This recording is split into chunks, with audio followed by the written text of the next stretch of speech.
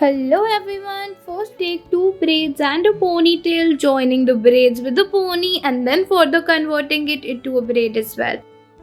Next we're going to take one pony joined with four braids at the other side, then converting the ponytail into round shaped bun.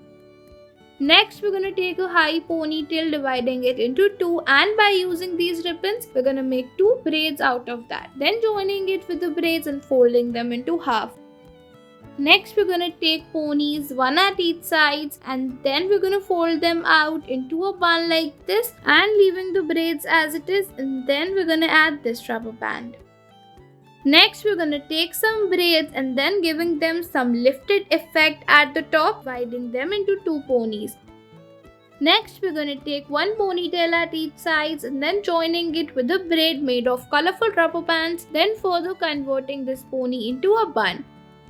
Next we're going to start by taking some hair from one side and start making a braid like this. After that we're going to repeat this to the same side and then keep on making this braid by adding these blue rubber bands. Next we're going to leave the hair as it is and then folding the braid at the opposite side.